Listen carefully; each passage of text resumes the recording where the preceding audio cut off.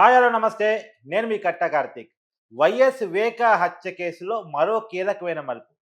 YS సునీతకి, Pulivendula పోలీసులకి, పులివెందుల కోర్టులో చుక్కెదురైనట్టు పొద్దునుంచి వార్తలు చూస్తా ఉన్నాం. అసలు నిజానికి జరిగిందేంటి? వస్తున్నటువంటి వార్తా కథనాలేంటి? వాస్తవాలను మాట్లాడుకునే ప్రయత్నం చేద్దాం. నాతో ఉన్నారు సీనియర్ జర్నలిస్ట్ లలిత్ కుమార్ గారు. సార్ నమస్కారం. నమస్తే కార్తీక్. సార్ మార్నింగ్ నుంచి వార్తా కథనాలు కొన్ని చూస్తా ఉన్నాం. కొన్ని పర్టిక్యులర్ ఛానెల్. వైఎస్ సునీతకి లేదా పులివెందుల పోలీసులకి ఏదో చుక్కెదురైంది పులివెందుల కోర్టులో అని చెప్పేసి నడుపుతున్నారు వైఎస్ వివేక హత్య కేసులో. నిజంగా ఏం జరిగిందసలు? అంటే కార్తీక్ ఇక్కడ వైఎస్ వివేకానంద రెడ్డి గారి హత్ హత్యకేదికి సంబంధించి ఎవరైతే అప్పుడు సిబిఐ ఏసీపీగా ఉన్నారో రామ్ సింగ్ హ్మ్.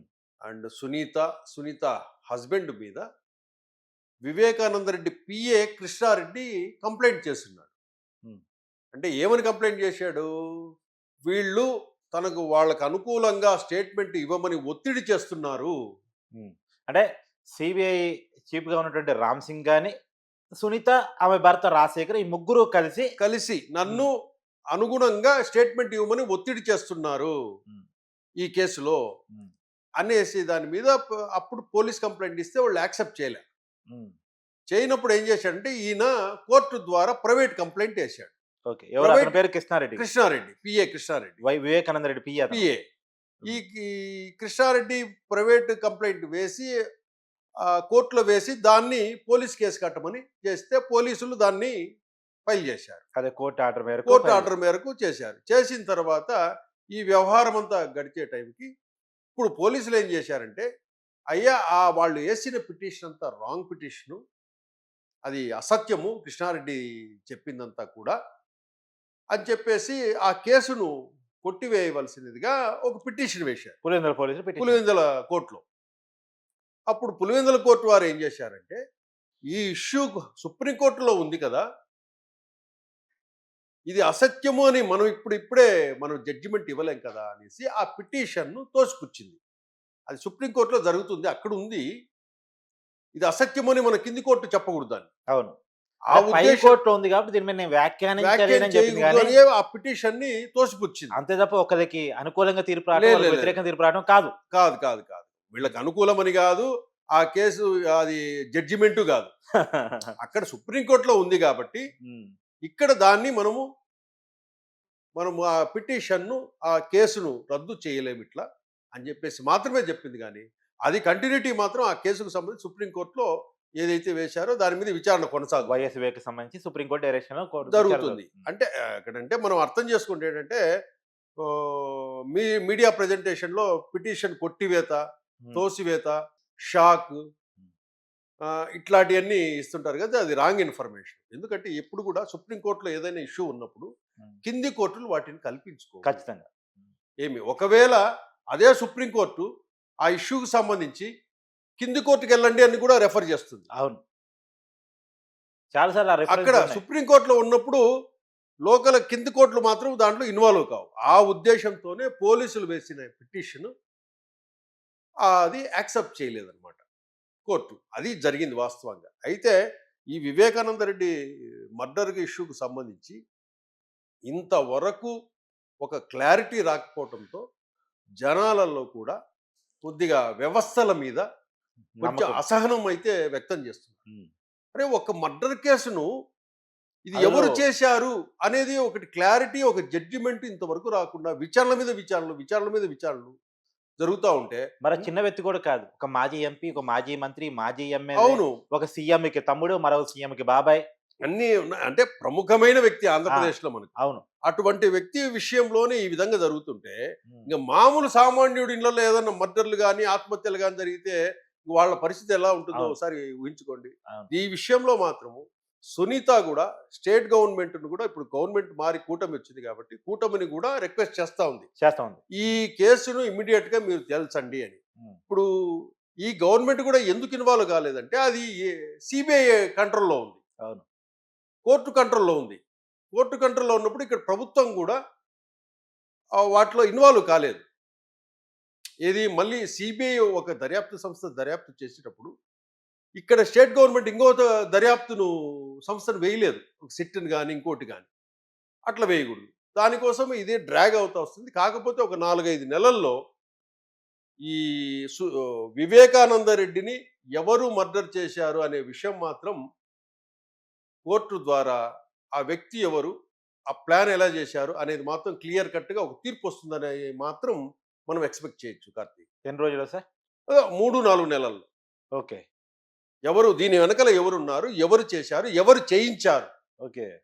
ఇదంతా ఒక క్లారిటీ వచ్చేసి ఆ జడ్జిమెంట్ తీర్పు కూడా వచ్చే అవకాశం ఉంది 3-4 నెలలు. 3-4 months.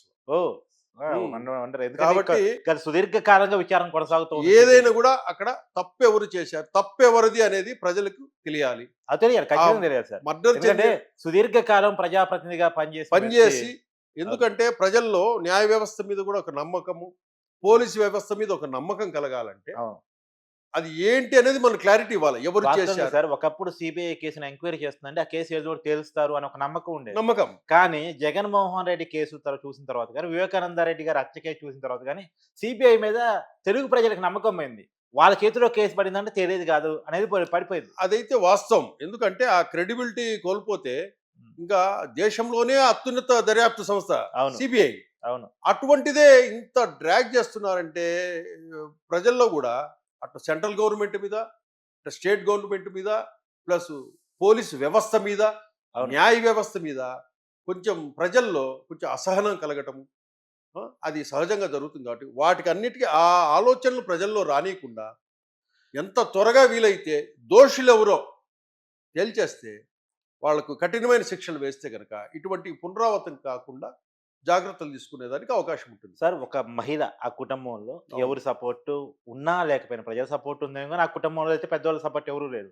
ఒక మహిళ బయటకు వచ్చి చాలా పెద్ద వ్యక్తుల మీద పోరాటం చేస్తుంది. తన అన్న వరుస అటువంటి వ్యక్తుల మీద పోరాటం చేస్తా ఉంది వైఎస్ సునీత.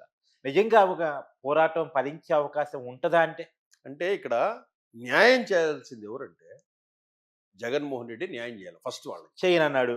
ఎందుకంటే వాళ్లకు అన్న, అతను వాళ్ళ చిన్న ఆయన. అవును. అసలు దాన్ని క్లారిటీ తీసుకొచ్చి ఫైట్ చేయాల్సింది జగన్మోహన్ రెడ్డి. ఆయన గాలి కొద్ది మా చిన్నాన్ని చంపింది ఎవరు అని చెప్పి ఫైట్ చేయాల్సింది జగన్మోహన్ రెడ్డి. ఇప్పుడు ఆయనే చంపించాడు కదా, ఆయన ఎందుకు న్యాయం చేస్తాడు? ఇంకా అది మనకు తెలియకపోయినా సునీత వాళ్ళు ఆరోపణ. అనుకుంటారు, అది సహజం. బయట అనుకోవడం వేరు. సునీత ఆరోపణ చెప్తాను నేను. సునీత ఆరోపణ ఇతన్ని చంపించాడు అని చెప్పడం లేదు, కానీ దీని వెనకల ఎవరున్నారో ఆయనకు తెలుసు అని అవినాష్ రెడ్డి మీద అయితే చెప్తూ వస్తుంది. కానీ మరి అవినాష్ రెడ్డికి పదే ఎంపీ సీట్ ఇస్తుంది జగన్మోహన్ రెడ్డి కదా. జగన్మోహన్ రెడ్డి అయినా కూడా ఇది క్లారిటీ ఇవ్వాలా. ఇప్పుడు జగన్మోహన్ రెడ్డి కూడా మా చిన్నాయన్ని చంపినవారు ఎవరు తెలియాలి అని ప్రకటించాలా. ఆయన మౌనంగా ఉంటే అర్థం ఏంటి? ఈ కేసు ఎందుకు ఇంత డ్రాగ్ అవుతుందంటే కనుక కొన్ని అనుమానాలు వస్తాయి. ఇప్పుడు సిబిఐకి అప్పచెప్పాలని డిమాండ్ చేసింది జగన్మోహన్ రెడ్డి. అధికారులకు వచ్చిన సిబిఐ అవసరం అనేది చెప్పింది జగన్మోహన్ రెడ్డి. ఈ సునీత వేసుకున్న కోర్టు కేసు వల్ల సిబిఐ కేసు పోయింది తప్ప అది జగన్మోహన్ రెడ్డి అయితే ఈ కేసు పక్కన పెట్టించేవాడు కదా అనేది ఇంకొక విషయం. ఇదే సిబిఐ మీద రామ్ సింగ్ మీద కేసులు పెట్టింది ఆ పులివెందులకు సంబంధించిన వాళ్ళే. అవును. ఏ గవర్నమెంట్ లో? జగన్మోహన్ రెడ్డి గవర్నమెంట్ లోనే తిప్పి రామ్ సింగ్ మీద కేసు పెట్టారు. రామ్ సింగ్ డ్రైవర్ను బెదిరించారు. విచారణకి ఇక్కడ ఉంటే కనుక చంపేస్తామని కూడా బెదిరించారు. ఇట్లా చాలా వ్యవహారాలు జగన్మోహన్ రెడ్డి గవర్నమెంట్ లోనే జరిగాయి. అటువంటప్పుడు ఈ ప్రజలకు ఏమనిపిస్తుంది అంటే ఈ వ్యవహారం వెనకాల జగన్మోహన్ రెడ్డి ఉన్నాడా? ఎందుకు ఇంత డ్రాగ్ అవుతుంది? ఎందుకు అవినాష్ రక్షిస్తున్నారు? ఎందుకు సునీతారెడ్డిని ఇంతగా వేధిస్తున్నారు అనే అనుమానాలు కూడా కలుగుతాయి. ఇంకొక విషయం ఏంటంటే మొన్న జరిగిన ఎలక్షన్స్ లో కూడా సునీతారెడ్డి వైసీపీని ఓడించండి అనే ఒక పిలుపిచ్చి బాగా ప్రచారం చేసి కష్టపడి ఓడించడం కూడా ఓడించింది. అంటే ప్రజాక్షేత్రంలో గెలిచింది కానీ ఇంకా న్యాయక్షేత్రంలో గెలవాల్సి. అదే ప్రజాక్షేత్రంలో షర్మిల, సునీతారెడ్డిలు గెలిచారు. కానీ మీరు అన్నట్లు ఈ న్యాయక్షేత్రంలో గెలుపు కోసం ఎదురు చూస్తున్నారు వీళ్ళు. ఆ గెలుపు ఎప్పుడైతే వీళ్ళు గెలుపు చూస్తారో అప్పుడు దోషులు ఎవరు అనేది మొత్తం ఈ తెలుగు సమాజం అంతా చూస్తుంది. Thank you sir.